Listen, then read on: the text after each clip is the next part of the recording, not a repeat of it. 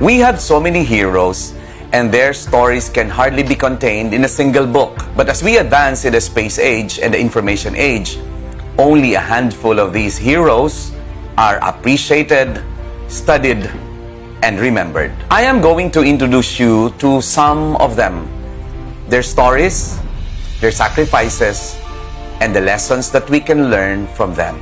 To occupy a space in the coins and bills of Philippine currencies, you must be very special. From Jose Rizal in the 1 peso coin and the Aquino couple in the 500 peso bill, I'm pretty sure you're familiar that most of them were Philippine presidents. Have you ever stopped and paid attention to the 3 personalities in the 1,000 peso bill? To be in this highest denomination in Philippine currency, they must be very special. The first one is Jose Abad Santos, a Kapampangan born in Luzon, arrested in the Visayas, and was executed in Mindanao. He managed to be one of the few Filipinos who have served the 3 branches in the government. He was Chief Counsel of the Philippine Senate, a Speaker of the House, and he was the 5th Chief Justice.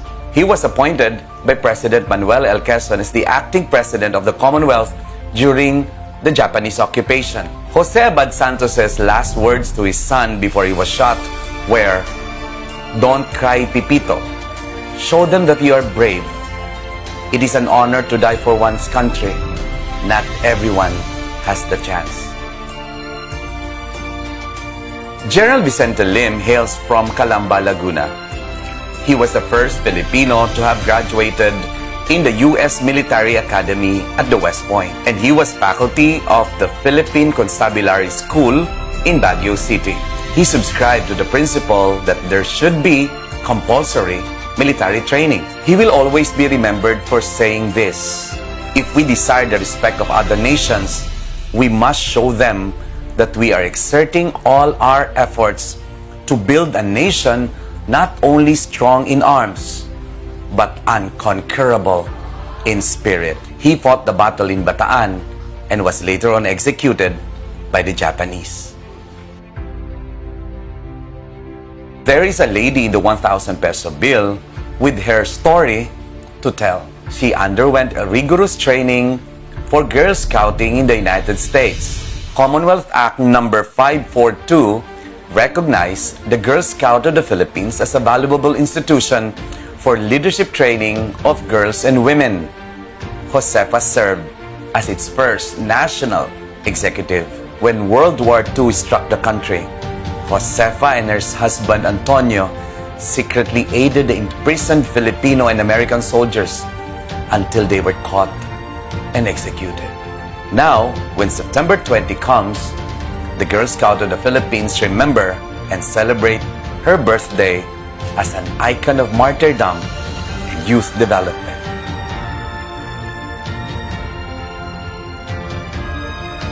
Pascual H. Poblete is a Caviteño writer and publisher. He managed Diaryong Tagalog with Marcelo H. Del Pilar, which is in fact the first bilingual newspaper. And for that, he's regarded as ama ng Diaryong Tagalog. Pascual helped Isabelo de los Reyes in putting up the first national labor union in the country, Unión Obrero Democrática. Poblete supported Gregorio Aglipay in realizing his dream to build the Philippine Independent Church in 1902. And in 1909, Poblete worked on the Filipino translation of Jose Rizal's Noli Me Tangere. Raha Buwisan is one of the best Maguindanaoan rulers. From Maguindanao, he gave a speech all the way to Leyte and rallied all the Datus to join forces against their common enemy, the Spaniards. The local forces could only hold the colonizers up the bay until Raha Buwisan's death. Amay Pakpak is a great Maranaoan Datu. He defended Marawi and Lake Lanao while the Spaniards were closing in using their gunboats. Panday Tira was a cannon maker. His knowledge on the creation of weaponry was very beneficial for Raha Sulaiman as he was fighting against the men of Martin de Goiti. Many of the heroes we know are men, but there are as many heroines as there are heroes. And allow us to tell you her story. Josefina Guerrero probably had one of the most difficult jobs in World War II, and that is to be a spy. Joey served as a spy in the Allied forces. You know what's her secret? She had leprosy. And the Japanese need not bother check their baskets and do their body search whenever she comes to deliver food and medicine to the prisoners. From there, she would observe every details in the area and will create a map of the landmines. And Josefina will bravely report this to the Allies. Patrocinio Gamboa came from a rich family, and she used this privilege to help the Filipino troops in Iloilo. Her name is printed in the history for a heroic act. That act is hiding the Philippine flag under her camisa, and she was able to pass through the Spaniards, and she was able to get out with it. And for that, she will be remembered as the woman who was the reason why there was the first flag raising in the Visayas. Teresa Magbanwa is a school teacher. She is regarded as the Visayan Joan of Arc. When revolution broke out in her province, she enlisted herself to the KKK chapter of Iloilo. She also proceeded to fight against the Americans. She even sold all her properties to be able to finance the guerrillas.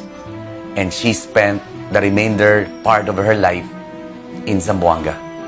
We have known many Filipino heroes, but there are, let's face it, unsung heroes who have given their lives for something bigger than themselves.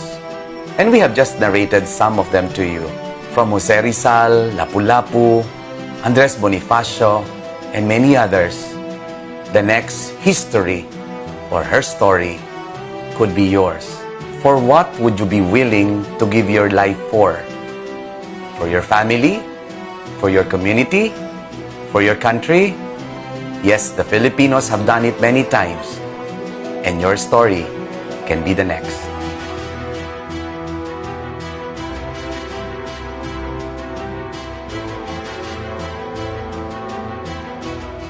This video is brought to us by CBRC Tanay, CBRC Dumaguete, CBRC Bukidnon, CBRC Lucena, CBRC Calapan.